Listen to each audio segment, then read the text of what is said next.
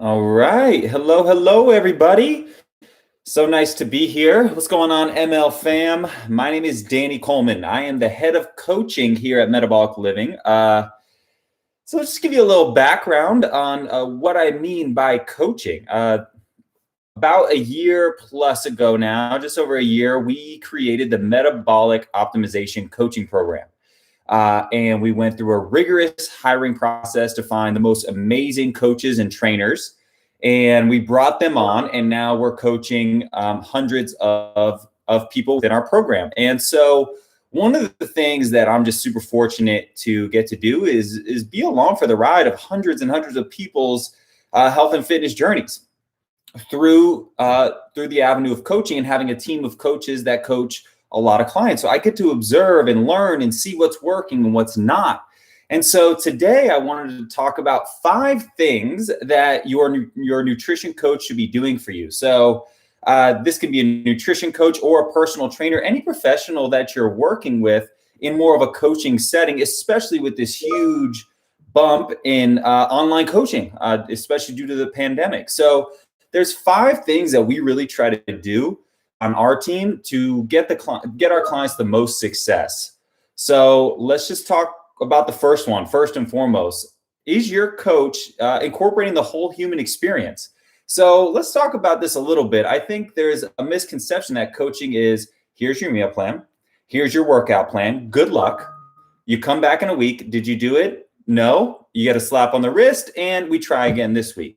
But coaching is so much more than that. It's a very interpersonal process where we're really trying to understand, what are the obstacles? What are the desires? What are the goals, the hopes, the dreams, the fears? Like, we're really getting personal with our clients and getting to know them on a human level, because the fact of the matter is, when it comes to change is not typically a knowledge gap. Meaning, I think we all know that it's probably better to have chicken breast and broccoli for dinner than it is to have donuts and ice cream. Just as a general rule of thumb. However, the human beings are not black and white like that. They're not robots. We have nuance. We have complexities. We have emotions. So does your coach incorporate the whole human experience? At Metabolic Living, we talk about the 4 Ps. So we talk about your physiology. So that's, if you're a 45-year-old woman versus a 25-year-old man, that's going to be a very different chemical makeup, right? Then we talk about psychology. So psychology is really, how do you respond to stress? What triggers you to do certain behaviors? What's the psychology of an individual? What's their habits? What's their habit loops we look at?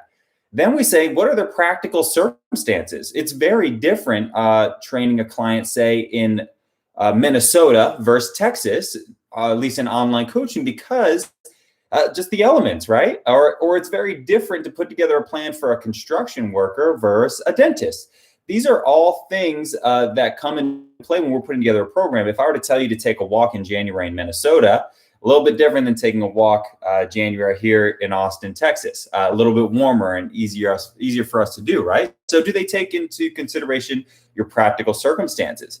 And then do they take into consideration your personal preferences? Because bottom line, if you hate broccoli, no matter how much shows up on your meal plan, you're not going to eat it, at least not for long. And that means it's not sustainable. So we need to take in these little personal preferences that we all have. And that includes things like little treats that we all like. I'll indulge a little bit of mine. I love popcorn. So if my coach was like, you have to give up popcorn forever, I'd have a really hard time with that.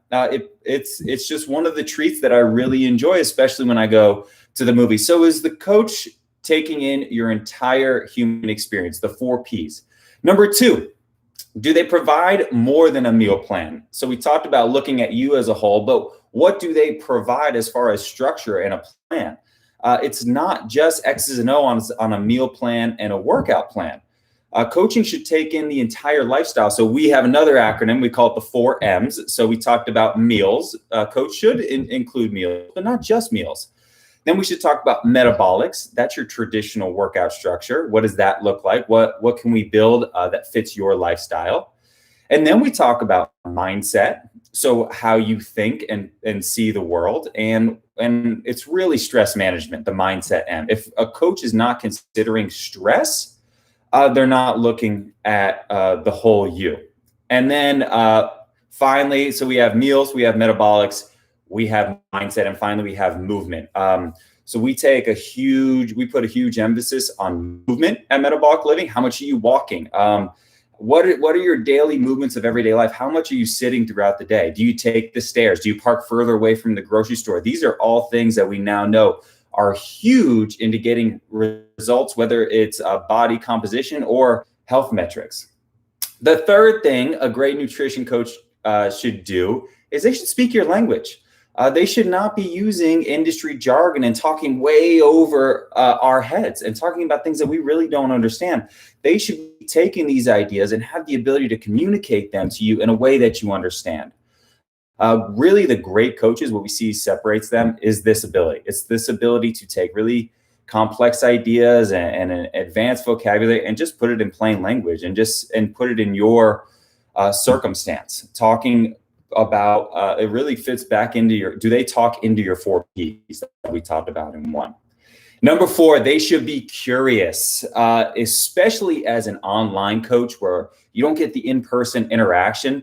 They should be asking more questions than they should be giving advice. They should really be investigating you. Because like we said, it's not just a black and white situation where we just give you a meal plan and then you're good to go. We have to take in these complex human elements. So we really need to understand as coaches, what are you dealing with? What are the major obstacles? What are the triggers in your life that cause you to drink a bottle of wine? What are the triggers in your life that cause you to have endless eating in the evening time? Maybe it's a stress at work the previous day that 24 hours later leads you to eating an entire pint of ice cream on the couch. So really great coaches should be curious and try to pull back the layers on you. And then lastly, they should be inclusive. They should not be on a nutrition team. What we know for sure is that every plan doesn't work for everybody. So they should not be team oriented. They shouldn't be team paleo or team Whole30 or team keto, or they should not be acting as if there is only one way to do this thing. They should take they should take everything available to them and be sharing with you and experimenting.